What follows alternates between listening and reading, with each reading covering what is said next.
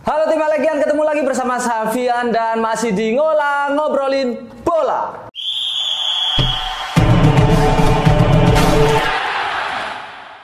Seperti biasa, selalu ada yang istimewa di samping saya yang akan menemani dan berbincang-bincang yang akan memberikan inspirasi untuk kita semua. Di samping saya sudah ada Mas Husnul Khuluq Rifki atau biasa kita kenal dengan Rifki Hulk, seorang profesional freelance graphic design dan ilustrator ex graphic design dari video. Ya. Halo Mas. Halo Mas. Salaman dulu Mas. Ya, ganteng ini Rek. Kok ginclong? Kok lagi ginclong ya. Gimana Mas? Apa kabar Mas? Ya, alhamdulillah baik Mas. Gimana? Kembali lagi di Alegian. Alhamdulillah saya juga ya baiklah. Alhamdulillah kita selalu baik Mas di sini, Mas, selalu semangat. Ya. Apalagi sekarang kedatangan sama Mas Rifki. Saya panggil Mas Rifki ya. Siap. Mas Rifki. Dari 2 kali ya kesini Mas ya? Ya, udah kali kedua untuk yang podcast sekarang. Gimana kemarin sudah sangat trending sampean, sudah dikenal desain sampean. Yeah. Sekarang akhirnya kita mau ngobrol lagi Mas, dengan sesuatu yang berbeda, sesuatu yang baru dari Mas Rifki Hulk. Tapi ada yang bikin penasaran ini Mas. Ini kan ada ilustrator ex graphic designer dari video. Ya. Video bener ya? Video.com Mas. Video.com bener ya? Yang nge-broadcast siaran kayak BRI Liga 1, EPL, sama banyak lah. Ada series-series mereka juga. Jadi awal mula itu sewaktu magang, waktu kuliah di UPN. Jadi ada program magang yang namanya MSIB. Jadi saya MSIB batch ke-4 kalau nggak salah. Di MSIB tersebut saya apply ke beberapa perusahaan, salah satunya video.com, dan mereka menerima tawaran atau applyan saya, dan saya menjadi graphic designer sekaligus menyambi tipis-tipis sebagai ilustrator mereka. Lalu setelah lulus, bahkan belum lulus, ibarat saya lulusnya Juli 2024, bulan Juni akhir itu saya dikontak lagi sama pihak video.com. Mereka membutuhkan bantuan pekerja untuk menghelatkan acara mereka yang besar, ya ini salah satunya Paris 2024. Itu kan acara akbar yang beberapa tahun terakhir sering digelar. Nah di situ saya dikontrak secara short term atau jangka pendek sepanjang 2 bulan dari mereka. Jadi dari bulan Juli sampai bulan Agustus 2024 gitu.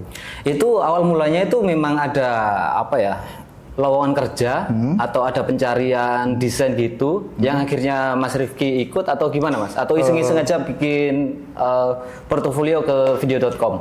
Yang dari magangnya apa yang dari freelance Mas? Dari magangnya dulu. Yang dari magang. Kalau yang dari magang itu seperti yang saya jelaskan tadi, itu kan dari magang Merdeka MSIB yang batch ke-4. Jadi saya sudah menyiapkan portofolio terlebih dahulu dari hasil kinerja saya selama ini. Saya pilih dari beberapa yang terbaik. Setelah itu, saya apply ke beberapa perusahaan yang sedang membuka lowongan di MSIB tersebut. Dan alhamdulillahnya keterima di video.com. Itu tahu nggak Mas? Ada berapa saingannya gitu, tahu nggak? Kalau realnya nggak tahu Mas, tapi sempat ada di grup Telegram itu, sempat ada yang nge-spill caranya ngecek berapa saingan dan apakah kita lolos atau tidak. Jadi pakai mode HTML atau apa, itu saya iseng ngecek dari kemungkinan berapa ratus ya. Anggap aja saya kurang paham angka realnya, let's say 250 sampai 300-an orang. Yang diambil cuma 3. Yang diambil cuma 3. 3 salah satunya sampean ya? 4 salah satunya sampean. Yang ketiganya itu Mas? Yang ketiganya itu sama-sama Lamongan atau luar? Ya, bahkan saya Jawa sendiri Mas di situ. Jawa sendiri? Ya. Lamongan dewe sampean ya? Ya, udah. Jawa Lamongan. Terus tiga-tiganya itu satunya ada orang Jakarta, dua orang Jakarta, 1 orang Bandung kalau nggak salah. Gitu. Jadi kenalan sama mereka juga, menambah relasi dari video.com. Ini juga yang mungkin akhirnya menjadi kebanggaan Lamongan juga sih. Amin. Satu-satunya itu masih mahasiswa bukan? Masih mahasiswa. Masih mahasiswa, akhirnya sekarang jadi orang. Satunya apa emangnya? Embrio Mas. Bisa gabung di video.com, luar biasa Mas Rifki Hulk. Nah ini juga ada terobosan baru, ada yang mau disajikan baru juga. Tapi sebelum kita kulik-kulik Mas, saya pengen tahu, kisah dari Mas Rifki ini awal mula menjadi desain grafis. Apa yang melatar belakangi hal tersebut? Awal mula tidak ada latar belakang secara spesifik. Yang ada itu awalnya iseng Mas. Jadi tahun 2016 akhir itu kakak saya yang kedua itu minta tolong untuk apa ya, minta tolong buatkan desain stiker kalau nggak salah waktu itu.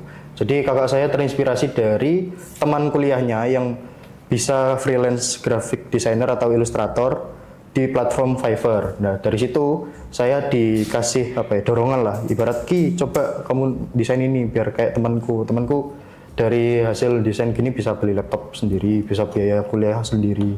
Nah dari situ saya nyoba iseng belajar dari YouTube, namanya apa berarti ya? Apa? Kalau belajar sendiri apa mas? Autodidak ya, sorry. Itu saya autodidak dari YouTube dari 2016 dan kendel-kendelan untuk apa ya, sok-sokan buka commission itu tahun 2017. Buka commission itu maksudnya gimana mas? Buka pesanan custom. Menerima orderan berarti ya? Ya, jadi dulu itu kan awal belajar stiker, terus dulu 2016 itu lagi tren-trennya kalau nggak salah itu racing mas. Stiker racing, ibarat betul. Ada nomor berapa 127 bocils atau apa, terus ada apa maskotnya. Itu saya belajar dulu. Jadi ngikutin tren itu, setelah itu agak melipir lagi ke tren vector art zaman itu. Oke, vector art. Ya. Autodidak juga mas? Autodidak juga. Sangar ya. Enggak, sebelum lebih lanjut mas, yang saya pengen tahu, kenapa kok desainer? Kenapa enggak futsal atau enggak apa ya pelajaran lain? Kenapa enggak tata boga gitu? Kalau yang tentang jurusan kuliah mungkin ya atau apa? Kalau tentang jurusan kuliah itu ya simpelnya gini mas, saya kan dulu waktu kecil tuh justru pengennya jadi arsitek. Berhubung menjadi arsitek itu harus mempunyai apa ya, hitung-hitungan yang kuat atau matematikanya harus get gitu loh. Ya. Sementara saya menyadari kalau perhitungan matematika saya tidak seget itu. Jadi saya ambil jalan tengahnya, saya ambil desain apa DKV. Desain komunikasi visual. Oke. Dari situ kalau apa alasan kuliahnya. Soalnya saya lumayan jengkel juga sama matematika, sama fisika atau perhitungan yang lain gitu loh mas. Saya nggak bisa. Tapi berarti otak kanannya lebih main ini mas. Soalnya kan desainer kan otomatis kreasinya pasti muter terus ini. Ya. Oke. Di podcast sebelumnya mas pernah mention project pertama dari tetangga ya. Itu harganya 5.000. Ya. Itu gimana mas? Gimana kok bisa dapat orderan 5.000? Oke. Bikin apa juga itu? Itu bikin vector art. Jadi tadi kan saya cerita 2016 belajar, 2017 awal itu sok-sokan open commission. Nah orang yang pertama kali membeli karya saya atau jasa saya itu tetangga dekat rumah, bahkan 5 langkah dari rumah itu. Dia membeli seharga waktu itu Rp5.000. Dia pesan vektor, terus apa ya? Ada request namanya itu Rizal, tetangga saya. Terus saya waktu itu bingung mas, kan nggak paham ya, ada yang namanya HPP, ada yang namanya banyak lah. Intinya harusnya menentukan harga itu ada rumusnya sendiri waktu itu. Nah, berhubung awal-awal kan iseng mas, tidak ada keinginan untuk menjadikan itu profesional. Ya udah saya terima 5.000, terus ternyata kan hitungannya masih belajar mas. Ya. Saya kira 1 hari 2 hari itu selesai. Realitanya itu sampai 2 minggu bahkan 3 minggu sampai sebulanan itu baru selesai. Satu garapan itu 5.000 itu. 5.000 dan saya pakai komputer mas. Dan bayangin sendiri komputer konsumsi daya listriknya ya. Betul. Nah, jadi dari awal itu kayaknya ibu saya itu ngedumel deh, kayak tumben listrik tagihan bulan ini kok akeh ngono paling. Nah, tiba-tiba anaknya sendiri itu lagi nyoba iseng-iseng buka komisi gitu. Terus akhirnya dari situ pengalaman apa mas yang didapat? Akhirnya bisa ngitung mas. Ngitung mulai dari HPP-nya berapa, harganya berapa. Ya, salah satunya itu. Terus yang lain kalaupun misal saya tidak berangkat dari yang komisi 5.000 itu, saya mungkin nggak bisa di titik sekarang yang bisa dibayar dengan apa ya, mata uang dolar. Jadi mata uang dolar ya. Kalau misal waktu itu saya misal apa ya dikatakan menolak komisi dari tetangga saya mungkin nggak bisa di sini juga.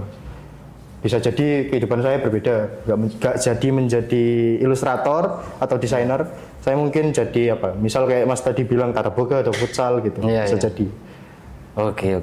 Dari pengalaman Rp5.000 akhirnya bisa dibayar dolar kayak sekarang. Kalau nggak ada pengalaman itu mungkin sampean jadi host, aku sing jadi desain grafis. Bisa jadi. Bisa jadi. Terus mas untuk suka dukanya sendiri menjadi desain grafis gimana mas? Suka dukanya. Sukanya itu kalau di kacamata orang itu nganggapnya hobi yang dibayar.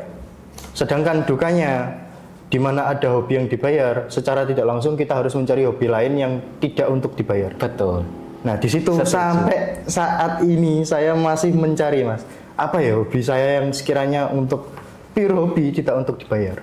Soalnya sampai sekarang saya masih bingung untuk mengobati rasa penat saya, semisal ada banyak pekerjaan atau rutinitas yang terus monoton seperti itu.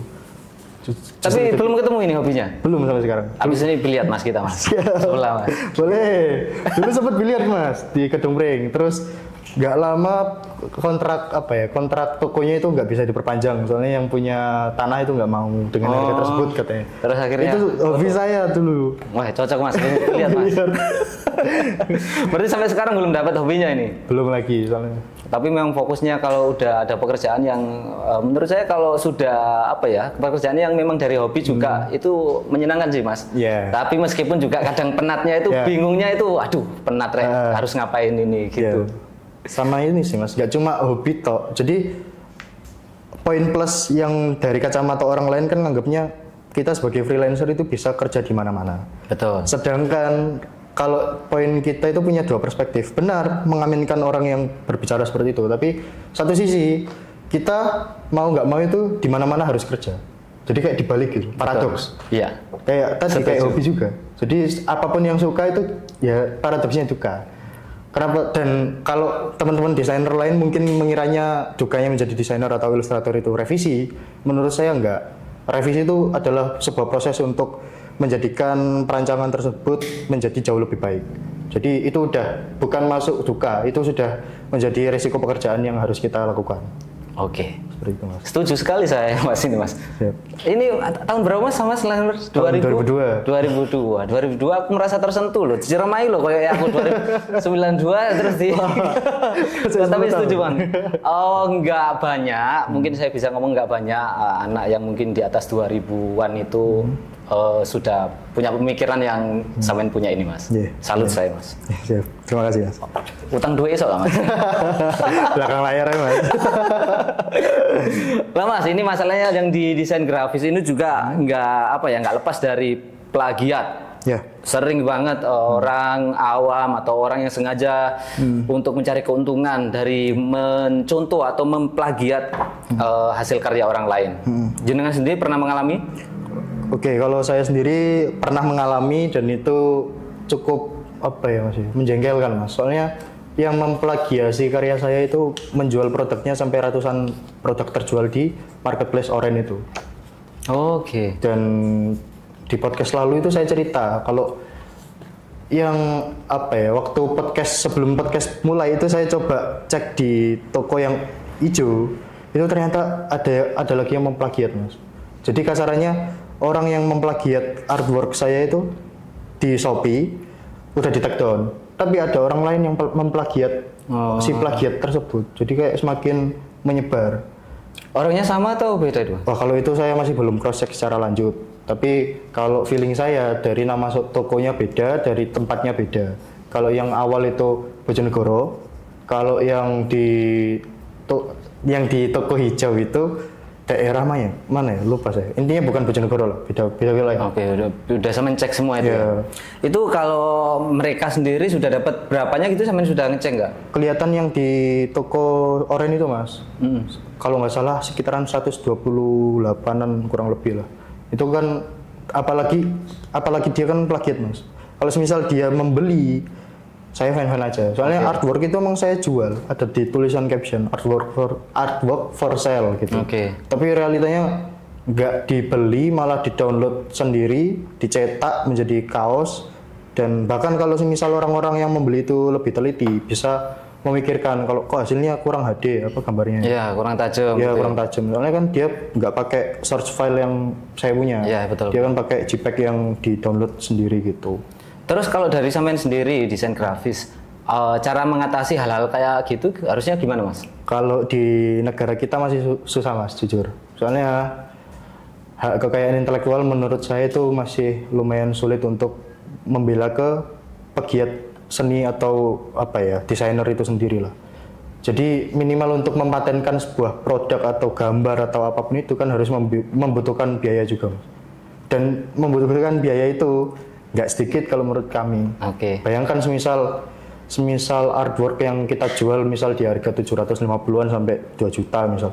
Kalau mematenkannya sendiri misal di setengahnya itu kan ya udah kerasa tuh, Mas. Iya sih. Hitung-hitungan HPP kami yang dari awal ya nggak balik modal, Mas. Betul. Malah mahal di itu ya biaya itunya ya. Jadi menurut saya yang bisa dirubah ya bisa dikatakan SDM-nya. Kalau di luar negeri alhamdulillah mereka jauh lebih sedikit ada kasus plagiat atau pengambilan karya orang lain. Yang ada itu malah dari kita terus bolak-balik. Meskipun desainnya itu dikasih watermark itu masih bisa dicuri ya? Masih bisa, Mas. Sekarang ada AI yang bisa menghapus watermark gitu ya. Itu juga musuh bebuyutan kita. Beberapa orang menganggap AI itu musuh. Tapi kalau saya di pihak yang tengah-tengah. Kadang juga saya memanfaatkan AI untuk menunjang kinerja saya untuk jauh lebih efektif dan efisien, lebih cepat gitu, Mas. Gitu. Berarti memang dari SDM-nya sendiri, kesadaran manusianya sendiri ya, ini ya kalau di Indonesia ini. Nah Mas, di jersey Lamongan Football Culture sebelumnya kan Mas Rifki ikut berkolaborasi dalam pembuatan desain jersinya. Nah untuk jersey Lamongan Football Culture yang 1.5 atau 1.5 ini hal apa saja yang Mas Rifki siapkan? Dan ini dia jersinya sudah ada di belakang saya yang sangat bagus sekali. Aku njaluk siji oleh gak sih Mas? Aku pengen silakan bilang ke pihak Alikian, Mas. Oke, latar belakang dari perancangan ini itu semulanya itu saya terinspirasi dari awal musim Persela musim ini 2024-2025 itu on fire, Mas. Jadi mereka itu bisa memberikan harapan besar untuk kita bisa menuju target. Apalagi target kita dari musim lalu kan ya sudah terlihat kalau kita mau naik kasta secepat-cepatnya. Tapi meskipun latar belakang tersebut semakin kesini mereka tidak se-on fire kemarin atau bisa dikatakan bensin habis lah kata orang-orang. Setidaknya itu masih ada satu peluang, ya ini pertandingan besok, pertandingan versus Persijap Jepara di Tuban. Dan insya Allah besok saya juga mau tribun, saya niati libur bekerja untuk membela sang kebanggaan. Seperti itu, Mas. Langsung berangkat ke sana, Mas? Berangkat insya Allah. Sendiri, Mas? Sama rombongan. Bahkan teman-teman tak panas-panas. Ayo, wayai. Peribahasa nih peluangnya semakin tipis, enggak kita mendukung dengan membeli tiket atau datang langsung ke stadion. Seperti itu. Filosofi desain jersey Lamongan Football Culture ini kan 1.5. Ini diambil dari momen ya mungkin kemarin tuh mau ada momen yang terbuka lebar dari Persela. Seperti halnya di tahun 2003. Ya. Mas Rifki lahir tahun 2002. Saya pengen tanya kembali ke masa lalu, Mas. Ada pemain idola nggak waktu di kejayaan Persela dulu? Kalau zaman dulu kan saya masih 1 tahun, Mas. Jadi nggak tahu. Otomatis nggak tahu siapa spesifiknya. Ya. Tapi setelah saya cek foto, kemungkinan ada almarhum Khairul Huda. Jadi saya yaudah langsung mengidolakan beliau langsung. Jadi beliau yang membantu Persela untuk menuju ke kasta tertinggi. Dan beliau juga salah satu legenda yang bisa dikatakan one man one club lah. Loyalitasnya tidak ada batas. Bahkan waktu beliau berpulang itu saya inisiatif menggalang menggalang donasi tapi berupa scarf. Jadi zaman SMA dulu itu saya bikin desain PO scarf tentang almarhum Khairul Huda. Dan sebagian besar hasil donasi atau pengumpulan uang tersebut saya berikan kepada keluarga beliau. Itu salah satu loyalitas dedikasi dari Masnya ya. Berarti almarhum Khairul Huda. Kalau boleh tahu Mas, filosofi dari logo Lamongan Football Culture dan alasan penggunaan warna yang dipilih seperti yang ada di belakang kita ini mungkin bisa dijelaskan pada tim Alegian. Untuk tameng ini sebagai simbol dari kepercayaan diri, keamanan dan kesejahteraan, Mas. Jadi ini kan perisainya itu bisa diidentikan dengan filosofi tersebut. Terus kalau semisal Mas lihat secara detail, di sini kalau semisal dipotong seperti ini, Mas, disisakan atasnya, itu seolah-olah kayak gapura perbatasan Lamongan sama Gresik. Itu saya terinspirasi dari situ. Terus ikan lele dan ikan bandeng ini sebagai ikon Kabupaten Lamongan. Lalu 11 garis lancip yang terrefleksi lah ada kanan dan kiri, itu menggambarkan tentang simbol kesebelasan pemain yang memiliki optimisme baik bertandang secara home maupun away. Makanya saya rancangnya itu berbalikan, refleksi. Lalu yang selanjutnya ikon sepak bola sebagai cabang olahraga yang dianut. Lalu selanjutnya established 1967, itu adalah tahun berdirinya Isela atau Persela FC. Lalu genangan air dalam logo ini Mas, itu menggambarkan tentang keseimbangan.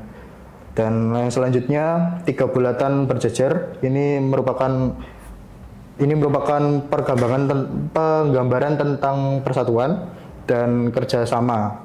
Lalu yang selanjutnya ada keris yang merupakan makna dari kekuatan keberanian dan warisan budaya.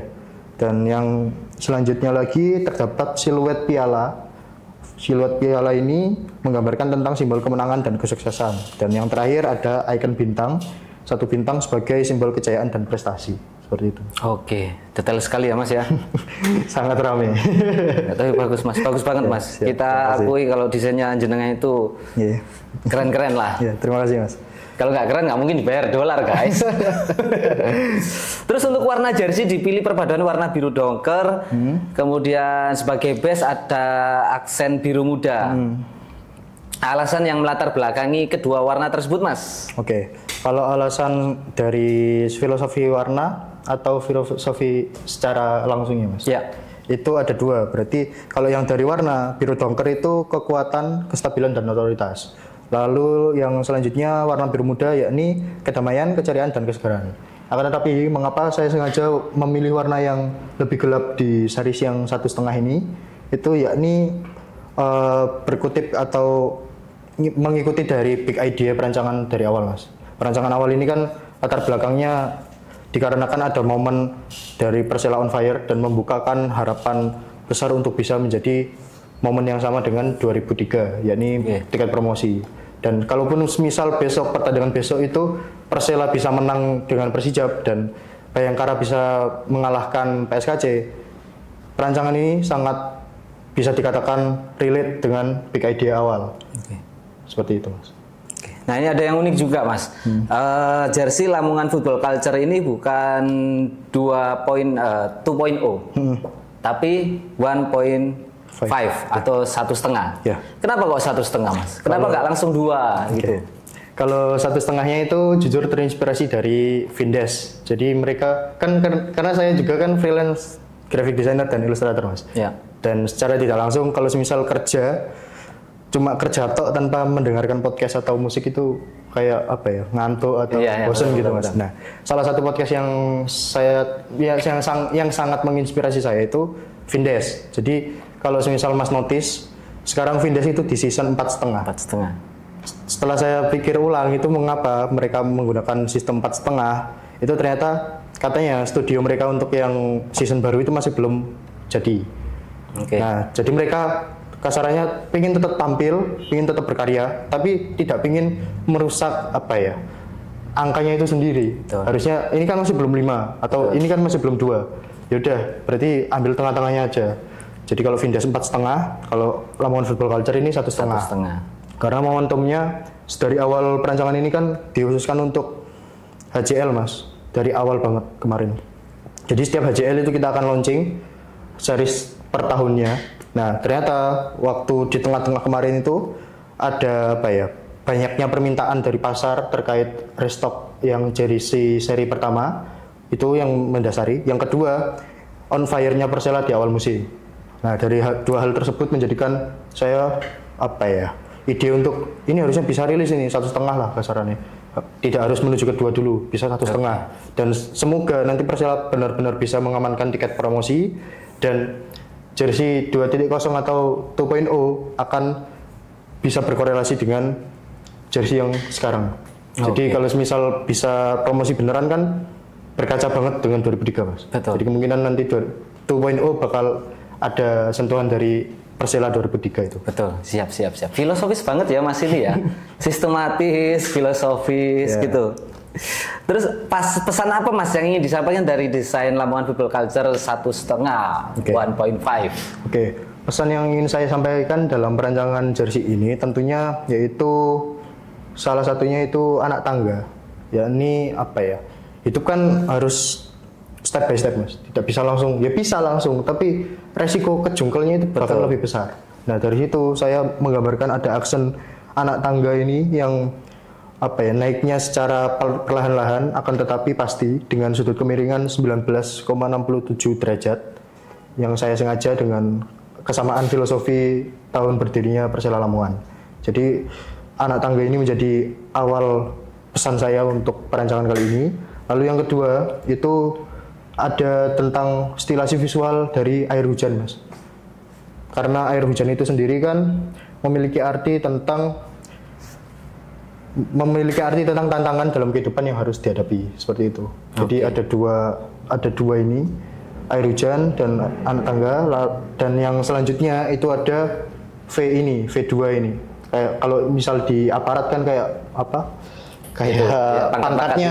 Nah, saya berkaca juga dari situ. Tapi kalau aparat kan semakin banyak pangkat yang di sini semakin gede. Betul. Kalau ini saya analogikan 2V ini sebagai kasta Liga 2. Jadi kasta Persela untuk menghadapi tantangan dan rintangan yang ada itu. Seperti itu. Oke, siap. Sudah jelas sekali, filosofis, sistematis. Jersey Lamongan Football Culture 1,5 ini siap untuk dipakai warga Lamongan. Terakhir Mas Rifki, pesan harapan untuk warga Lamongan, mungkin untuk Persela dan juga untuk Jersey Lamongan Football Culture ini Mas. Oke, harapan untuk Persela fans, apapun yang terjadi nanti tetap kita kawal, tetap kita bantu, tetap kita dukung. Jangan biarkan Persela berjuang sendirian, dan jangan lupa kita dalam hidup juga harus menaikkan standar hidup kita step by step. Tidak ada yang semuanya instan, semua harus melalui proses itu sendiri. Jadi kalau semisal kalian mengaku Persela fans, datang besok di Stadion Tuban. Jadi kaget Mas, sorry Mas, kaget ya. Ini tayang kapan berarti? Besok ya? Enggak. Lusa atau kapan lah terserah. Yes. Ya itu tadi kan ya Mas ya. Sorry. Kaget lah langsung Mas, kaget aku. Aman, diulang ya harapan Imam. Dari pertanyaan apa Mas? Sorry.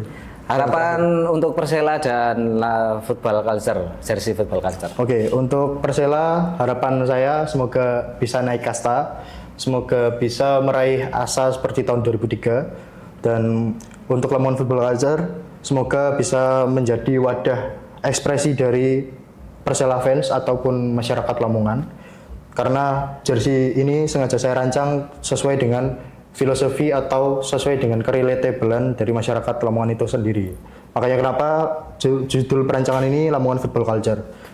Maka dari itu bisa kalian amankan ini sebelum kalian merasa menyesal seperti seri pertama. Karena seri pertama banyak banget Mas yang tanya-tanya meskipun sudah limit ditutup, sudah limit, tinggal harga-harga resell mungkin dari teman-teman yang menjual. Jadi saran saya amankan selagi masih ada, bisa kalian kontak langsung ke pihak Legian. Seperti itu. Siap, terima kasih Mas Rifki atas waktunya, terima kasih atas inspirasinya, dan selalu kami tunggu karya-karya Mas Rifki sebagai orang asli Lamongan. Kami sebagai warga Lamongan akan selalu mengapresiasi anak-anak Lamongan, warga Lamongan yang selalu berkarya di kota tercinta ini. Terima kasih Mas Rifki Huluk. Terima kasih kembali Mas. Dan tim Legian, sampai jumpa dan ketemu lagi di next podcast. Jangan lupa like, share, dan subscribe. Terima kasih Mas ya. Wadem tangannya Mas.